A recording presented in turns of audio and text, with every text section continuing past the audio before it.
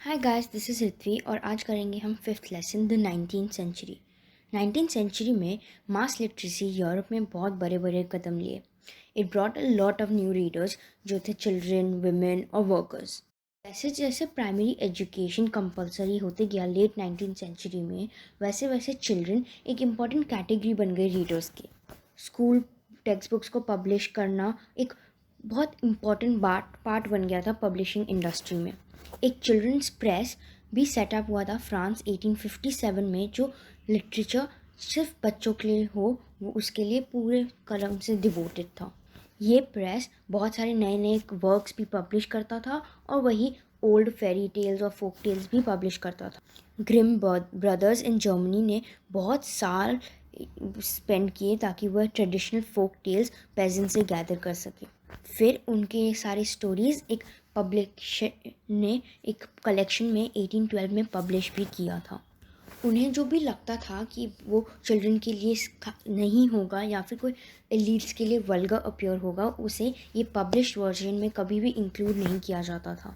इस तरह rural folk tales ने एक नया फॉर्म अक्वायर कर लिया था।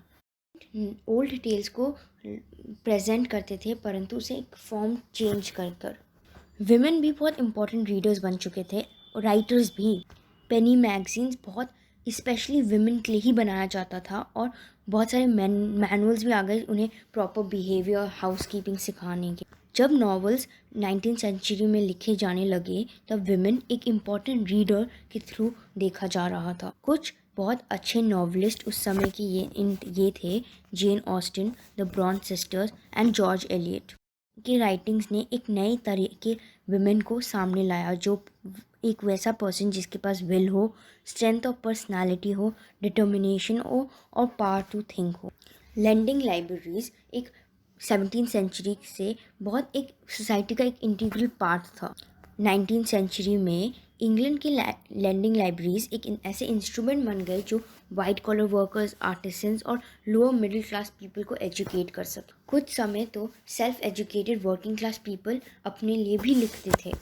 जब मिड 19th सेंचुरी से वर्किंग डेज शॉर्टन कर दिए गए थे तब इन वर्कर्स के पास कुछ समय बच जाता था अपने लिए सेल्फ इम्प्रूवमेंट और सेल्फ एक्सप्रेशन के लिए।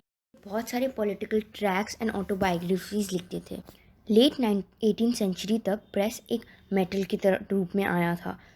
18th सेंचुरी के समय बहुत सारे इवेंट्स हुए, इनोवेशंस हुए प्रिंटिंग टेक्नोलॉजी में। मिड 19th सेंचुरी तक रिचर्ड एम हो न्यूयॉर्क के ने एक perfectly power driven cylindrical press बना लिया था। ये press 8,000 sheets per hour print करने की कैपेसिटी रखता था। ये पर्टिकुलरली प्रिंटिंग न्यूज़पेपर्स के लिए काम आने वाला था। लेट 19th सेंचुरी तक एक ऑफसेट प्रेस भी डेवलप हुआ जो 6 colours at a time print कर सकता था। 12th सेंचुरी में इलेक्ट्रिकली ऑपरेटेड प्रेसेस एक्सेलरेट करते थे प्रिंटिंग ऑपरेशन। इस तरह और बहुत सारे डिफरेंट डेवलपमेंट्स आए। पेपर फीड करने के मेथड्स इम्प्रूव हो गए, क्वालिटी ऑफ प्लेट्स बेटर हो गए, ऑटोमेटिक पेपर रील्स और photo electric controls colour register के लिए भी इंट्रोड्यूस हुए थे। और ये सारे इंडिविजुअल मैकेनिकल इम्प्रूवमेंट्स को मिलाकर जो प्रिंटेड टेक्स्ट का अपीयरेंस था वो एकदम ट्रांसफॉर्म हो गया। प्रिंटर्स और पब्लिशर्स कंटिन्यूसली नए नए स्ट्रैटेजीज निकालने लगे ताकि वो अपने प्रोडक्ट को बेच सके। 19th सेंचुरी में इम्पॉर्टेंट नॉवेल्स को सीरियलाइज कर दिया गया था। इसने एक नए तरीके के राइटिंग को वॉर्न किया। 1920s में इंग्लैंड में पॉपुलर जो वर्क्स हुआ करते थे वो चीप सीरीज़ में सोल्ड किए जाते थे, जो जिनका नाम होता था शिलिंग सीरीज़। जो डस्ट कवर है और बुक जैकेट है वो भी 20th सेंचुरी की ही इनोवेशन है। जब 1930s में ग्रेट डिप्रेशन का ऑनसेट हुआ तब पब्लिशर को ये बहुत डर लगने लग गया कि बुक के जो खरीदने का परचेसेस था वो डिक्लाइन होते जाएगा, और इसी बाइंग को सस्टेन करने के लिए उन्होंने चीप पेपरबैक एडिशंस को सामने लाया। इससे हमारा फिफ्थ लेसन ख़त्म होता है। अब हम सिक्स लेसन को भी इसी में कंटिन्यू करेंगे। सिक्स लेसन है India and the world of print. अब हम पढ़ेंगे कि कैसे इंडिया में प्रिंटिंग शुरू हुई और उससे पहले कैसे आइडियाज़ और इन्फॉर्मेशन लिखे जाते थे। Manuscripts before the age of print. India के पास बहुत पुरानी और बहुत कीमती ट्रेडिशन है हैंड रिटन मैन्यूस्क्रिप्ट्स की, जो संस्कृत, अरबिक, पर्शियन और बहुत सारे वर्नाकुलर लैंग्वेजेस में लिखी गई है। मैन्यूस्क्रिप्ट्स पाम लीव्स और हैंडमेड पेपर पर कॉपी की जाती थी, और कभी कभी तो पेजेस को बहुत ब्यूटीफुली ड्राइंग से भर दिया जाता था। ये सारे पेजेस कभी कभी वुडन कवर्स में प्रेस कर दिए जाते थे, या फिर कभी कभी बाइंड कर दिया जाता था, मतलब धागे से उन्हें बांध दिया जाता था ताकि वह उसे प्रिजर्व कर सके। मैन्यूस्क्रिप्ट्स प्रिंट इंट्रोडक्शन के बाद भी चलता गया लेट तक 19th सेंचुरी तक, परंतु मैन्यूस्क्रिप्ट बहुत हाईली एक्सपेंसिव और बहुत फ्रेजाइल थे। उन्हें बहुत केयरफुली हैंडल किया जाना पड़ता था, और वो बहुत आसानी से पढ़े भी नहीं जाते, क्योंकि वो सारे स्क्रिप्ट डिफरेंट स्टाइल्स में लिखे जाते थे, तो मैन्यूस्क्रिप्ट्स बहुत एवरीडे लाइफ में यूज़ नहीं किए जाते थे। प्री कॉलोनियल बंगाल ने बहुत सारे एक्सटेंसिव प्राइमरी विलेज स्कूल्स बनाने का एक वो हुआ था, परंतु स्टूडेंट्स बहुत आसानी से टेक्स्ट नहीं पढ़ते थे। वहाँ उन लोग सिर्फ लिखना सीखते थे। टीचर्स उन्हें टेक्स्ट जो उनकी मेमोरी में हुआ करता था उन्हें डिक्टेट करते थे, और स्टूडेंट्स उन्हें लिख देते थे। अब बहुत सारे लोग लिटरेट भी बन गए बिना कोई काइंड ऑफ टेक्स्ट पढ़े। अब प्रिंट कम्स टू इंडिया।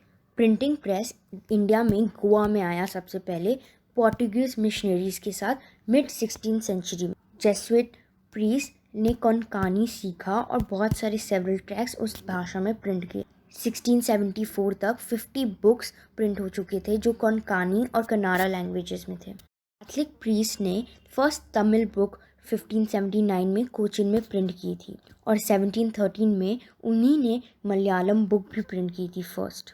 1710 तक डच प्रोटेस्टेंट मिशनरीज ने 32 तमिल टेक्स्ट को प्रिंट कर दिया था, बहुत जो ट्रांसलेशंस थे ओल्डर वर्क्स के। इंग्लिश लैंग्वेज का जो प्रेस था वो इंडिया में इतनी जल्दी बहुत ग्रो नहीं हुआ, कि ईस्ट इंडिया कंपनी ने लेट 17th सेंचुरी से ही प्रेसेस इंपोर्ट करना शुरू कर दिया था। 1780 से जेम्स ऑगस्टस हिकी ने बंगाल गजेट को एडिट करना शुरू कर दिया था। बंगाल गजेट एक वीकली मैगजीन था जो अपने आप को ऐसे डिस्क्राइब करता था कि वो एक कमर्शियल पेपर है जो सबके लिए ओपन है, परंतु किसी से भी इन्फ्लुएंस नहीं है। ये एक प्राइवेट इंग्लिश इंटरप्राइज था जो अपने इंडिपेंडेंस से खुश था और प्राउड भी था, जो कॉलोनियल इन्फ्लुएंस से इन्फ्लुएंस नहीं था, जिन्होंने इंग्लिश प्रिंटिंग इंडिया में शुरू की। हिकी ने बहुत सारे एडवर्टाइजमेंट पब्लिश की, जैसे कि जो import and sale of slave से रिलेटेड थी, परंतु उन्होंने बहुत सारे ऐसे भी गॉसिप पब्लिश की जो कंपनी के सीनियर ऑफिशियल्स जो इंडिया में थे उनके बारे में थे। गवर्नर जनरल वॉरेन हेस्टिंग्स इससे बहुत गुस्सा हुए और उन्होंने हिकी को पनिशमेंट दिया, और उन्होंने ये भी इनकरेज किया कि ऑफिशियली सैंक्शन न्यूज़पेपर्स वो सारे इन्फॉर्मेशन को काउंटर करके पब्लिश कर सकते हैं कि जो भी कॉलोनियल गवर्नमेंट की इमेज को डैमेज करता हो। 18th सेंचुरी के पास तक बहुत सारे न्यूज़पेपर्स और जर्नल्स प्रिंट में आने शुरू कर दिए गए। वहाँ बहुत सारे इंडियंस भी थे जिन्होंने इंडियन न्यूज़पेपर्स को पब्लिश करना शुरू किया। सबसे पहला बंगाल गजेट था जो गंगाधर भट्टाचार्य ने खरीद लिया था। वो एक राम मोहन रॉय के एक क्लोज थे। इससे हमारा 6th लेसन भी एंड होता है। Thank you.